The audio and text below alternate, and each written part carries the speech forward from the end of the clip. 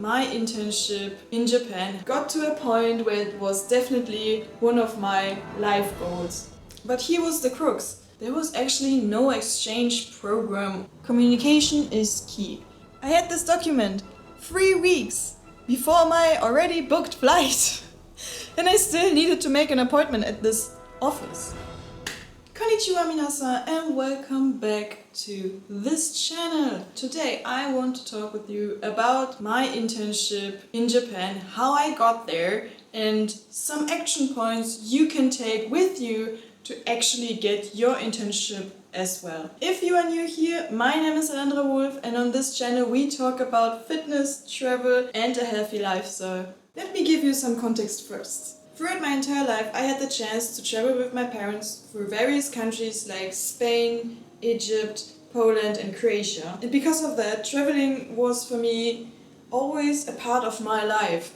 And it was very normal for me to experience various countries and various cultures from a very young age. At the same time, my passion for Asian countries, especially Japan, grew bigger and bigger through various documentaries that I loved watching at that time, and because of my passion for gaming, because I loved playing JRPGs and to watch their animes. The whole traveling stopped at that moment when I started my bachelor's degree because I had to move away and my parents were not able to travel with me because I had lectures. At that point, my love for Japan and especially experiencing this culture on my own was already born, and it got to a point where it was definitely one of my life goals. In my third semester, one of my professors presented us the opportunity to do the bachelor thesis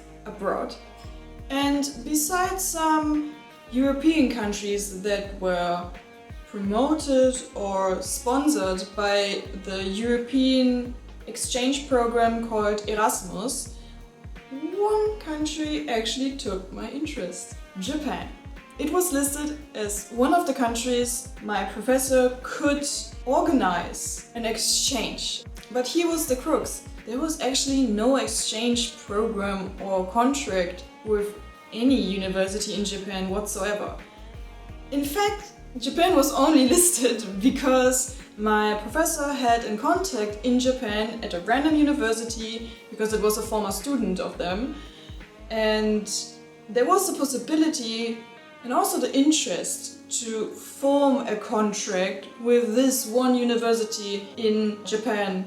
I had to prove my professor that I am worthy to go to Japan, and at that time I thought I also had some sort of competition to actually get to Japan, because from my perspective Japan was this huge country everyone wanted to go, including me. So the first part tip is you need the confidence in yourself first, that you're willing to put your time, the effort, the energy and the stress on yourself to achieve this goal. What do I mean by that? If you are not convinced that you actually want to do this thing, you end up having a really bad time achieving it, or you will not get it in the first place. And the whole journey will not have a positive result in the end, and you will not feel that it was worth doing it. So the first thing I did when I heard this opportunity from my professor in the first lecture was to actually go to the professor and to ask them if I can go there. Because communication is the key to success, right? At that point, I didn't knew about the missing contract or how nerve-wracking this journey will be to actually establish this contract and to finally be able to go abroad to Japan. My professor made some things pretty clear. First, they would need to put a lot of time and effort into building this contract and to get the approval of the Japanese university to actually establish this relationship. Second, they don't want to send someone to Japan, especially not the very first time in history of my university, when they don't know them. And by don't knowing, I mean not knowing who they are, what they are capable of, and if they are worthy to represent the university. So what they were basically saying is, prove me that you are worthy my time to get you there. And that's where the second part tip comes in. Communication is key. Don't assume that people will help you when you don't ask them, because people can't read your mind. And if you don't express clearly what you want them to do, they can't do it because they don't know that you actually want something from them. Talk to the right people, providing them value so that they want to help you too. In my case, it was proving that I understand the topic my professor was teaching, so they know that I'm smart enough to represent the university in Japan. So I had two conditions to meet. First, I had to work at least 6 months at the laboratory of my professor to prove that I'm capable of doing laboratory stuff to actually do my bachelor thesis in Japan, because my work should be more experience-based and not theoretically. And the second thing was excelling the exam of my professor. So I had 2 exams made by the professor. The first one was the important one to actually get everything rolling. But of course, if you have 2 exams, you need to excel the second one as well, because it's a proof that you're willing to put the effort and it's not a one-time shot you're doing here, right? At that time, I got closer to one of my colleagues who were studying with me, and it turned out that he was a childhood friend of the child of my professor. What I think could have given me some additional sympathy points, but I'm not sure about that one, to be honest.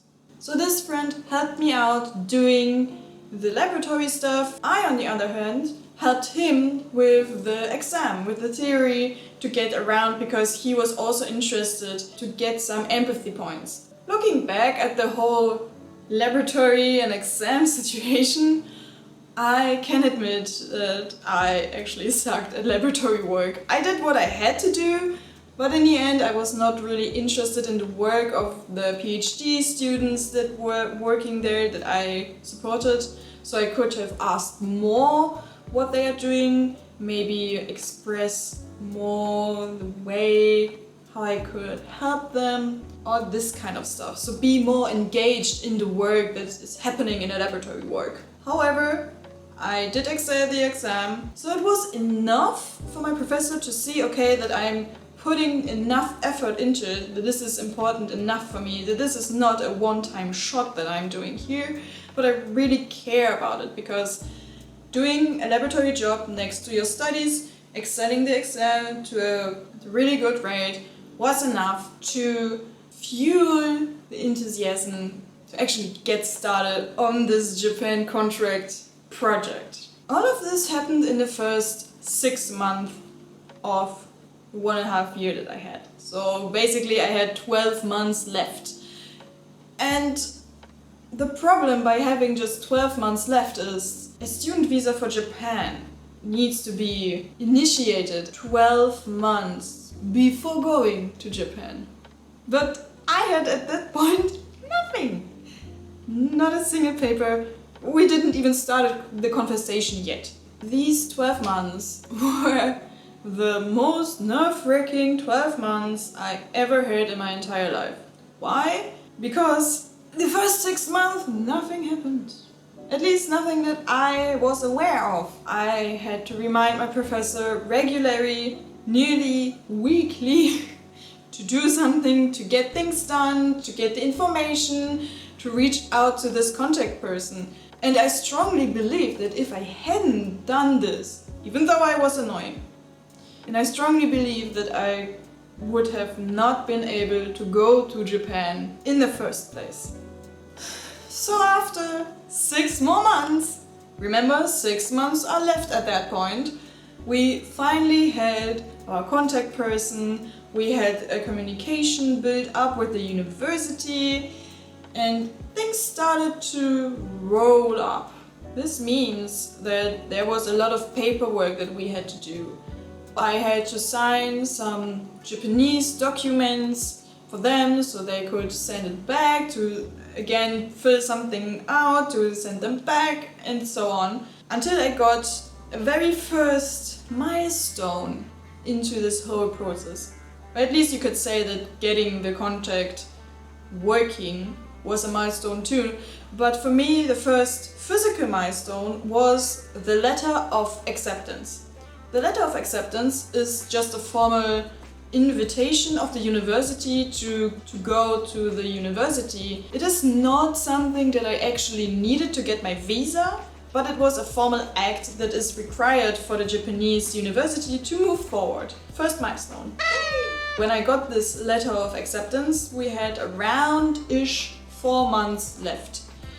And the problem was I could not apply to the student visa anymore. So what I did instead was applying for the so-called cultural activity visa. Wait, there's more than one visa? Yes, Japan has over 40 different visa types. As a student, you want to get the student visa. This visa allows you to stay in Japan around 4 years. And the main target group for this visa are people that receive an education at a university, college of technology, senior high school course of school for specific needs education, vocational school, miscellaneous education institution, or an equivalent education institution in terms of facilities and organization in Japan. The cultural activity visa allows me to stay for maximum 3 years. And this visa aims for people that do academic or artistic activities that provide no income, or activities engaged in for the purpose of pursuing specific Japanese cultural or artistic studies for the purpose of learning and acquiring Japanese culture or arts under the guidance of experts. For this and most other long-term visa that have some sort of education within them, you actually need one specific other document. And this document is called the Certificate Eligibility for Status Residence. With this document you go to your Japanese Federal Foreign Office in your country and apply for your long-term visa. Guess what? I had this document 3 weeks before my already booked flight. And I still needed to make an appointment at this office. So I made this appointment, and 3 days before my flight, I went to the office to get my visa and had it in my passport. So I could officially stay in Japan longer than 3 months, because German passports are amazing and we can stay there for 3 months without a visa. Tip number 3. Sometimes you need to remind people frequently about the task that they said they are going to do for you. Because of that, you need to be aware where you are on your road right now. Think about what you need right now, what people actually need to do or to give you something, and remind them so that you stay on track, on time, to actually move forward. This whole process taught me to stick to my goals and to actually be a little bit, slightly annoying to achieve them. There were a lot of up and downs, but in the end everything turned out well, which is also a learning for me. No matter how bad the situation looks like, there's always a chance to turn things around and to make the best outcome you could actually achieve in this situation. And this is my story how I got my internship in Japan. If you like the video, don't forget to like it so I can see this feedback. And if you want to watch more, something like why you should do an internship in the first place, subscribe to this channel so you stay updated when I post this type of video. Leave down a comment below what you want to see next. And until then, you can watch this video here. Sayonara!